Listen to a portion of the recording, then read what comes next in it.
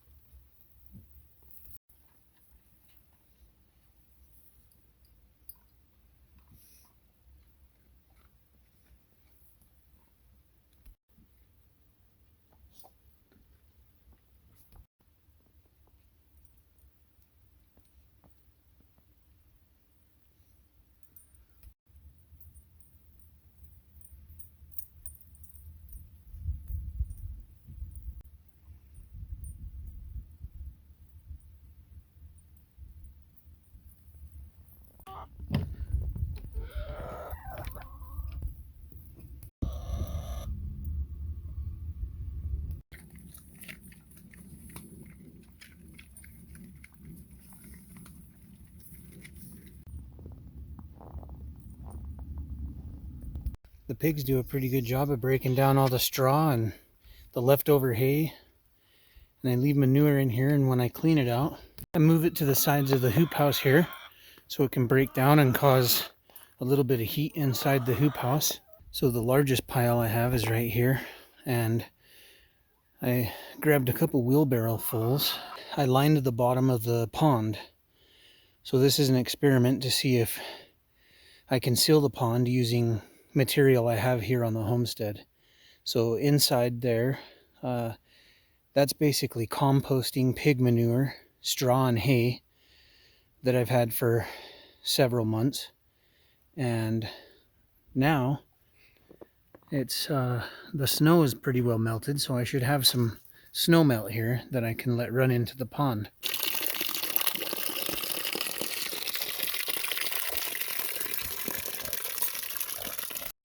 I haven't seen anybody do this before, but I have heard mention of adding grass clippings, so the straw and hay is similar.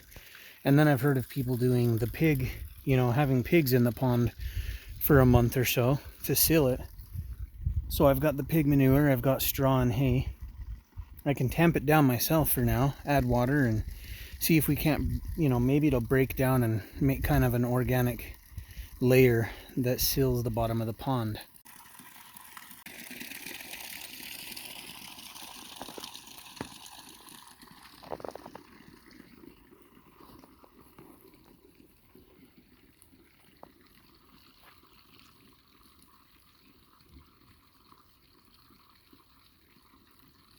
I used this pipe I had to just kind of push the compost down into the water so that it can soak up the water, and hopefully it'll start breaking down pretty quick. This morning I grabbed another wheelbarrow of my pig manure compost and went around the edges, building up the compost, like 10 or 12 inches up the side, and then compacted it down. And that way I've got that, what will be, mostly an organic layer going about a foot of the way up the wall. And the next step, I grabbed a jar, and I'm basically doing a soil test with the sand that I think might have the highest amount of clay in it. Here's the soil test that I did. I think it's kind of difficult to see, but the first layer is sand, the second layer is silt, and the top layer is clay. And this shows that my soil is pretty well loamy soil, which is good soil. The amount of clay in this is roughly, between 10 and 30%. With clay content between 10 and 30%, it should be more than enough to simply throw another 6 inches of that soil on top of the organic matter here, and there will basically be a chemical reaction between the two, and the organic matter will break down, making kind of a sludge, and then that clay layer will help seal that off, and potentially I should be able to hold a good amount of water. Something that I'm kind of interested in trying though is, just like I made the jar with the clay separated on the top, I'm thinking, why don't I fill up the wheelbarrow about a third full, put in the water, another 2/3 roughly, and then mix it up really good, just like the jar, and let the sand settle, let the silt settle, and that top layer will be mostly all clay. And if I can pull that clay off, imagine if I did that, 4 or 5 times, I would have such a really nice layer of clay, which is essentially the same thing as buying bentonite. So I can have that nice organic material break down, and then a sealing layer of clay on top. Hopefully that turns out really well. I'll give it a shot, and then this is all an experiment. If this works well, then I can go over to the larger pond and do that. And the only difference with the larger pond is, I'm digging down a spade's depth right now with the shovel. Then when I dig the second layer down, I'll go in about a foot and then go down, and it'll make steps, and I'll go down again, and I'm going to go about a foot deeper than I want to. So I'll probably I might have to go 4 feet to make it real good, but then that 4th foot will be the ceiling level, and there will be 3 feet that I could have water. And it turns out that 2 foot, a foot will work, but 2 foot is pretty ideal for a pond, so that you don't evaporate too much, because within a year, a 2 foot pond should possibly evaporate about 6 inches. And that's acceptable, especially when you're going to have rainwater that adds and tops that back off. So this top layer of clay separates from the sand. You can see the sand staying at the bottom. So all of this coming out right here is clay.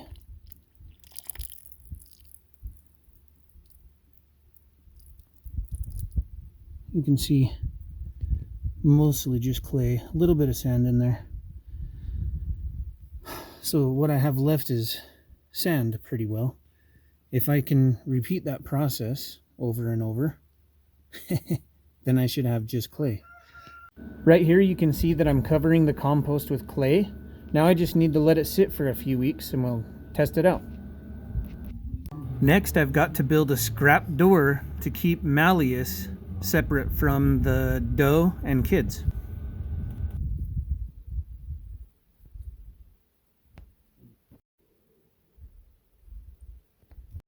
I built a scrap material gate for the property, which I ended up using to separate the goats temporarily. So once I see that the gate that I created holds malleus in the morning, I'll pull this other gate out and weld the hinges on to set it up at the corner of the property.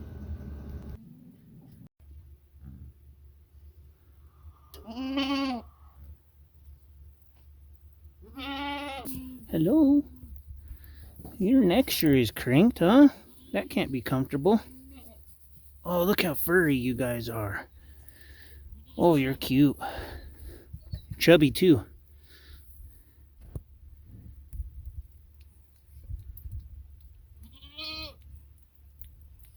This morning I pulled out the gate that was here, welded the hinges on, and now this space is wide open. And Malleus is content on his side. The little goats were playing on the tires earlier. And on this side I'm going to build a shelter for Malleus. And then I'll put his feeding and watering on this side.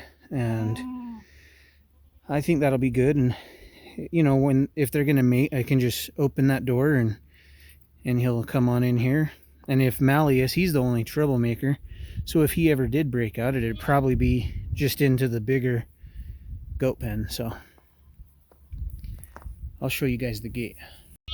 If you can't tell, this gate to Malleus's pen is 100% scrap material. So I just looked in the pile and that's what I had, and it'll give me that height so that Malleus can't jump out, and you know, makes a nice easy door to swing open and whatnot. I believe in using as much scrap material as possible, and as my business grows and whatnot out here, eventually I can build their pen more like the shed that I have here. So this whole front part could just be one large kind of a shed like that for agricultural use, you know, and then see those sections are 10 foot by 10 foot.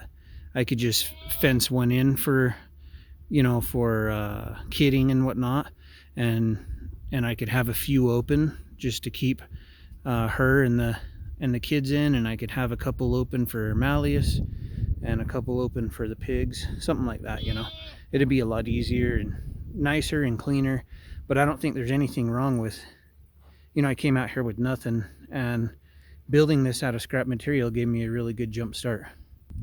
So this is my original gate that's all scrap material other than the hinges and the latch. But hey, stay here. You can see that it's got, you know, it swings nicely, you know. It has good suspension because of the straps. So completely free other than the hinges and the J bolts and the latch for that. So like $50.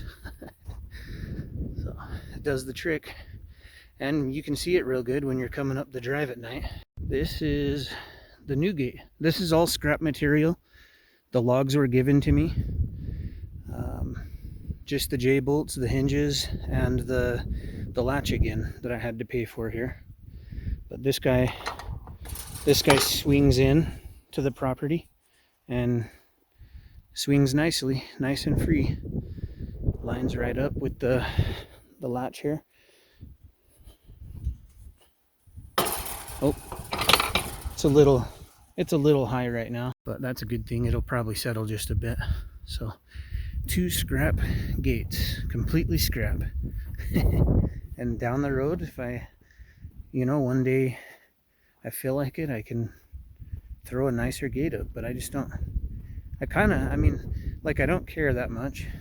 It does, if it's utilitarian and it does what it's supposed to do, then I'm happy with it. And I do actually kind of like the rustic look of using scrap material. And I don't know, I get a kick out of, like, my gate was free instead of hundreds of dollars, you know. I should have showed you while I was out there, I forgot. But one more thing I did, you know, the perimeter of the homestead has posts on each side. They're like 7 or 8 feet tall, And then they have a, you know, a no trespassing sign, but it gets windy as hell out here. Here, I'll show you the pond while we're here. This is where we're at with the pond. I'm pretty sure Helga ran through there once. No, stay out. Go. Maybe it was Stapes. But this is where I put down about 3 inches of manure, straw, and then poured 3 inches of mud on top of that. So it's called glazing. The manure that's underneath is wet. I soaked it down before I covered it.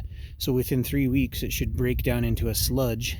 And then the mud is actually pretty high in clay because I separated it in the wheelbarrow and only poured the top clay and silt and then discarded the sand. So basically, I'm not trying to seal the pond with clay. It's just an additional protection above the sludge that should be created. But I was curious. I started looking into it, and I've seen like 1 or 2 people that are like, glazing my pond part 1, glazing my pond part 2, and there's no part 3 because it didn't work. So we'll see.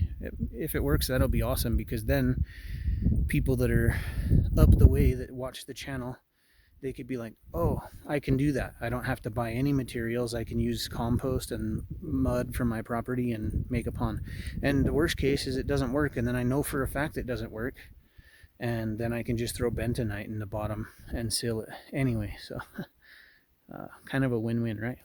But here's here's the fence, and then I've got the post, and because it's so damn windy, I cut these boards out, and you can see one over there. There's one on every side of the property. There's one on this gate, and there's one on the other gate too.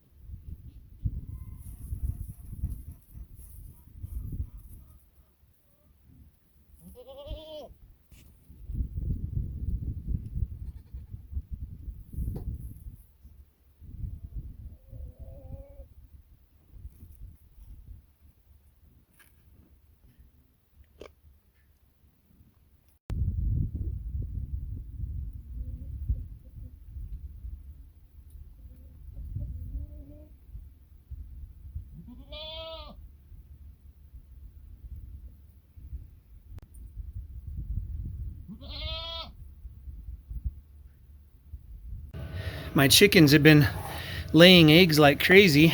All of these back here are full just over the last, I don't know, 2 or 3 weeks, and I'm starting on another one.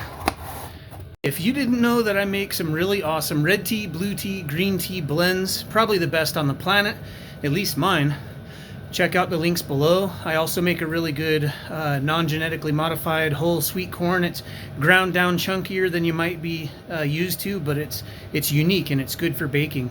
I have 2 books that are available for pre-order right now. I've sold a bunch of pre-orders. Check out the links below. One tells you how I lost so much weight so fast. One tells you how I'm going to maintain my homestead going forward. And you can already get my paperback, the original book. This is how to build an off-grid homestead with next to nothing. The color is awesome. I spent a lot of extra money to get the good paper, the good color print and whatnot. And that's a bestseller on Amazon, so go check that out. And I'll catch you guys on the next one.